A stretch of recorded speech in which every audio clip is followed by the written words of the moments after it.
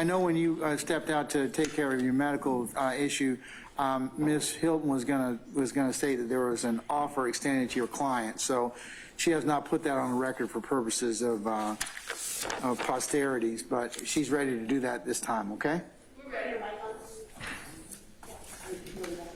All right.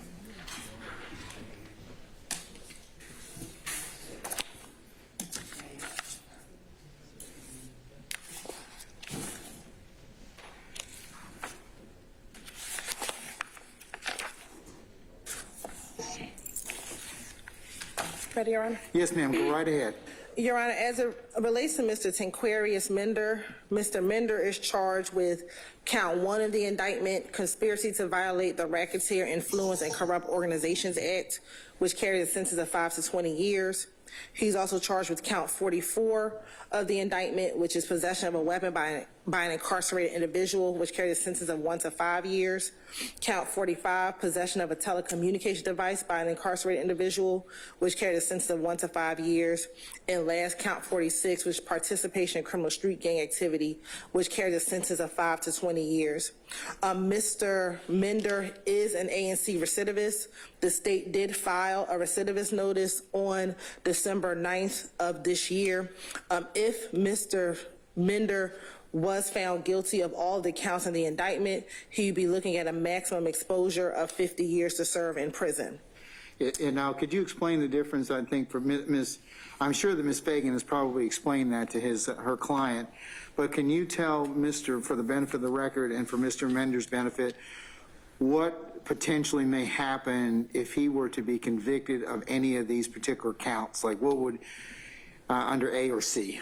Yes, if he's convicted of any of the counts, as an ANC recidivist, Mr. Mender, you would have to get the maximum amount on for that charge, and then whatever time the court gives you, which if was to be the maximum, you have to spend every day door to door, which means you have to spend every day in custody. You get no good time.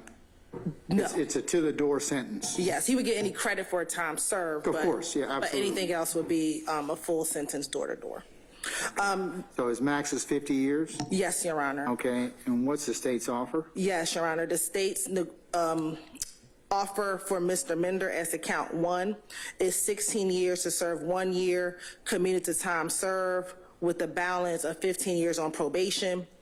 The state would offer that his probation could be terminated upon successful completion of the first 10 years of this sentence, provided that he violated no provisions of the agreement or no special conditions of the agreement, and that he violates no law of the state of Georgia. As to count 44, the state's recommendation is 5 years to serve 1 year, commuted to time served, with a balance to be served on probation, concurrent with count 1. As to count 45, it would be 5 years to serve 1 year, commuted to time served in confinement, commuted to time served, followed by 4 years on probation, concurrent with counts 1 and 44. And count 46 would be 16 years to serve 1 year, commuted to time served, followed by 15 years on probation, concurrent with count 1, 44, and 45. Would be the offer. Mr. Mender also is currently on another indictment, 21 SC 178250. And this case, as a part of the agreement, would run concurrent with that case whenever he resolved that other case, Your Honor. Is that before me or before another division? It is in this division currently, Your Honor. And that's being handled by ADA Lauren Jansen with the state.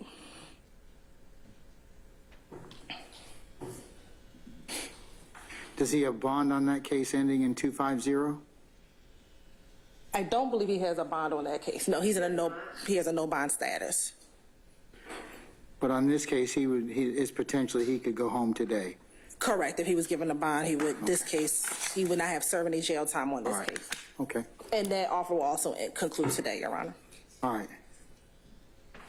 Ms. Fagan, have you communicated that to your client in terms of is that to correctly summarize the plea agreement or the potential plea offer, I should say? The only change was that he wasn't aware of the concurrent status for the second case. At this time, though, he still maintains a not guilty plea. Sure. respectfully requests, rejects the offer, and we announce ready for trial. Okay, Mr. Mender, I'll tell you and I'll tell Mr. Bebee and Mr. Stevens the same thing, okay? At this point, you have the absolute right to plead not guilty, and that's what the law will presume, and the court will, of course, instruct that you have a presumption, as the presumptions and protections you enjoy as a criminal accused. You have to decide for yourselves what you want to do in this particular case, depending upon the results or the outcome of the trial. The only thing I would tell you, Mr. Mender, is the most, and I'm sure that Ms. Fagan, she is a very fine attorney. Seen her work. But trials, there's one thing about trials, it's uncertainty. You don't know what's going to happen. So you got to beat 4 counts.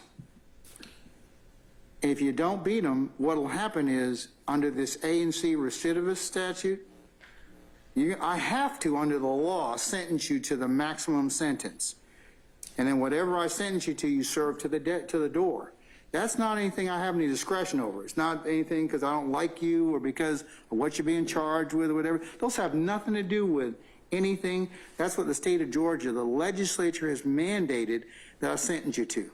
So one of the things a plea does is you know what you're getting. It caps your exposure. So, and what the state's telling you today is if you take the plea today, this is what you're going to get, and this is what I probably sentence you to, and you're done.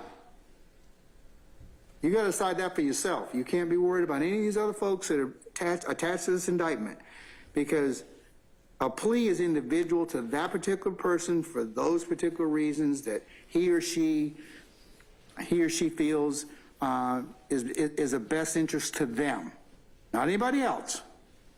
So if you want a couple minutes out to talk with Ms. Fagan about that, nobody will be the wiser, and certainly, but if you don't wish to do so, that's fine too. You'll get the fairest trial that the law demands and expects you to get. You will get that. I, as your trial judge, will make sure that that occurs. But one of the things I cannot do is I can't force the state at the end of trial to pull this recidivist notice. If you get convicted, they can maintain it, and you'll serve every day of it. And Ms. Fagan can ask them to pull it, and they can say no. I can't make them do that. So you got a lot to think about. So I'll give you a few more minutes to ponder that, because that is, when they file a recidivist notice, that is, that they have basically, in poker terms, they've called. Like, what do you want to do? So I'll let you think about that, and you can let me know, and if not, then we'll see you next week for trial.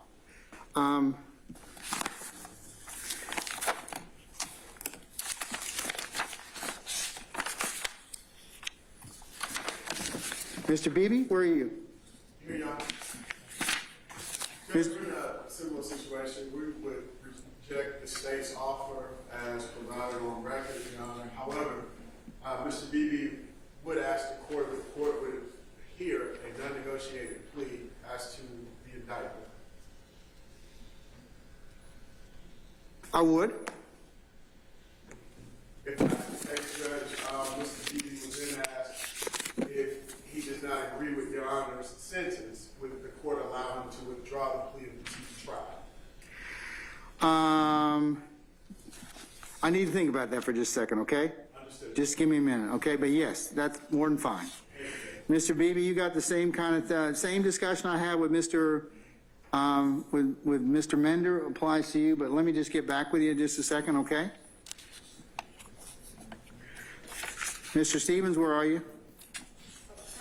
Okay, madam, are you still talking with your client? Yes, Your Honor, I'm actually still exchanging text messages with the state. Okay, I'm going to take a couple of minutes out and let you all continue to chat. I'm going to just take a recess, and I'll come back in just a minute, okay? Thank you, Your Honor. Okay, you're very welcome. All right.